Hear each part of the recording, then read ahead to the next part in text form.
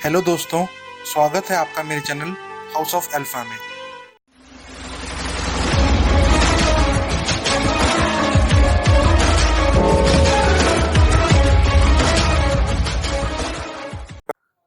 आज हम बात करेंगे BrahMos anti ship cruise missile system के बारे में। तो चलिए शुरू करते हैं। ब्रह्मोस एक medium range supersonic cruise missile है जिसमें रैमजेट इंजन लगा है और जिसे लैंड, शिप, सबमरीन और एयरक्राफ्ट से लॉन्च किया जा सकता है। ब्रह्मोस दुनिया की सबसे तेज सुपरसोनिक क्रूज मिसाइल है। ब्रह्मोस को रशियन फेडरेशन और defence research and development organisation यानी कि DRDO ने मिलकर बनाया है। BrahMos Russian P-800 Onyx cruise missile और दूसरी sea skimming cruise missile system पर बेस्ड है। इसका नाम इंडिया की ब्रह्मपुत्र नदी और रशिया की मॉस्कोवा नदी पर रखा गया है। ये दुनिया की सबसे तेज ऑपरेशनल क्रूज मिसाइल है। इसका लैंड और सी वर्जन पहले से ही सर्विस में है और इसका एयर लॉन्च्ड वर्जन को 2012 में शुरू किया गया था और इसे 2019 में सर्विस में इंडक्ट कर लिया गया। ब्रह्मोस का हाइपरसोनिक वर्जन अभी अपनी डेवलपमेंट स्टेजेस में है और इस साल से इसकी टेस्टिंग शुरू होने की उम्मीद है।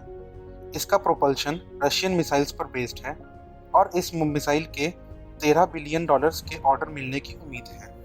इंडिया पहले मिसाइल टेक्नोलॉजी कंट्रोल रिजाइम यानी कि MTCR का मेंबर नहीं था, जिसका मतलब है कि इंडिया 300 किलोमीटर से ज़्यादा रेंज की मिसाइल डेवलप नहीं कर सकता।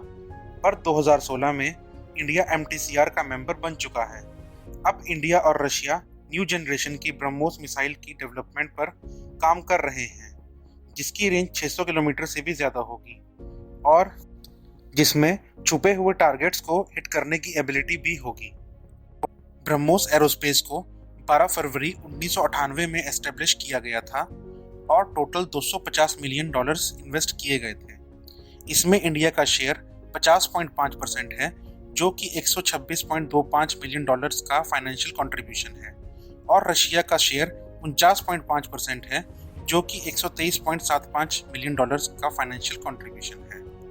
2004 के आखिर से मिसाइल के अलग अलग प्लेटफॉर्म पर कई टेस्ट किए गए, जिसमें पोखरण रेंज में लैंड बेस्ड टेस्ट शामिल है, जहां ब्रह्मोस ने 2.8 मैक की स्पीड में एस मैन्यूवर परफॉर्म किया था। 2008 में ब्रह्मोस कॉरपोरेशन ने कैलटेक, जो कि अब ब्रह्मोस एरोस्पेस त्रिवेंद्रम लिमिटेड यानी कि BATL है, उसे एक्वायर कर लिया। इस फैसिलिटी में ब्रह्मोस के कंपोनेंट्स और मिसाइल सिस्टम के लिए तकरीबन $210 मिलियन इन्वेस्ट किए गए। ये इंडियन आर्मी और इंडियन नेवी के लिए नए मिसाइल सिस्टम के ऑर्डर के लिए बहुत ज़रूरी था। शुरू में रशिया ब्रह्मोस के 65% कंपोनेंट्स की सप्लाई करता था, जिसमें रैमजेट इंजन और रडार सीकर शामिल थे। अब भारत 65% कंपोनेंट्स को खुद बनाता है और भविष्य में इसे 85% तक बढ़ाने की उम्मीद है। ब्रह्मोस 4 वेरिएंट्स में आता है: land launch, ship launch, submarine launch और एयर लॉन्च। ब्रह्मोस में कई नई चीज़ों पर टेस्टिंग की जा रही है। एक्सटेंडेड रेंज 2016 में भारत MTCR यानी कि मिसाइल टेक्नोलॉजी कंट्रोल रिजाइम का मेंबर बन गया। अब भारत और रूस दोनों मिलकर next generation BrahMos missile system पर काम कर रहे हैं, जिनकी रेंज 600 किलोमीटर से भी ज़्यादा है और जिसमें छुपे हुए टारगेट्स पर सटीकता से वार करने की क्षमता है। ये अपग्रेड आज इस्तेमाल हो रही ब्रह्मोस मिसाइल में भी किए जाएंगे।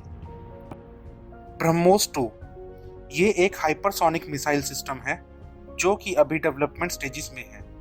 इसकी एस्टिमेटेड रेंज 290 किलोमीटर है और इसकी स्पीड 7 से 8 मैक की है।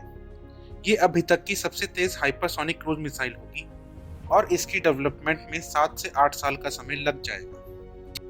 ब्रह्मोस NG ये नेक्स्ट जनरेशन की स्मॉल वर्जन ब्रह्मोस मिसाइल है, जिसकी रेंज 290 किलोमीटर की है और स्पीड 3.5 मैक है। इसका वेट 1.5 टन है, लेंथ 5 मीटर है और डायमीटर 50 सेंटीमीटर का है। ये अपने पुराने वेरिएंट से 50% हल्की और 3 मीटर छोटी है। इसके पास लेसर रडार क्रॉस सेक्शन है, जिससे एयर डिफेंस सिस्टम के लिए इसे डिटेक्ट कर पाना बहुत मुश्किल हो जाएगा। इसका पहला टेस्ट 2022 से 2024 के बीच में होने की उम्मीद है।